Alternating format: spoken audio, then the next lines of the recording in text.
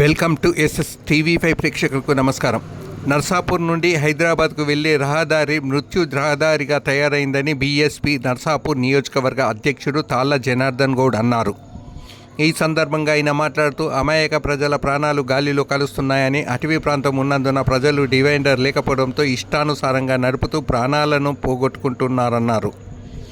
ఇప్పటికైనా స్థానిక ఎమ్మెల్యే చొరవ తీసుకొని రహదారి మలుపులు లేకుండా స్ట్రెయిట్గా చేసి రోడ్డు డివైడర్ను ఏర్పాటు చేయాలని బహుజన్ సమాజ్వాదీ పార్టీ నర్సాపూర్ నియోజకవర్గ అధ్యక్షుడు తాళ్ళ జనార్దన్ గౌడ్ డిమాండ్ చేశారు.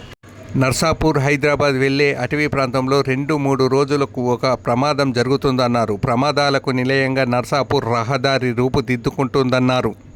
ఇప్పటికైనా స్థానిక ఎమ్మెల్యే చొరవ తీసుకొని రహదారి మధ్యన డివైడర్ను ఏర్పాటు చేస్తే అత్యధికంగా మూలమలుపులు ఈ నర్సాపూర్ రోడ్డును మూలమలుపులు లేకుండా చేయాలని ఆయన తెలిపారు.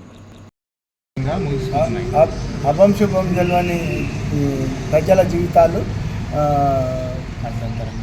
అర్ధంతరాన ముగిసిపోతున్నాయి. ఈ రోడ్డు పెద్దగా చేసి మధ్యన డివైడర్ వేయాలని ప్రభుత్వాన్ని కోరుతున్నాము.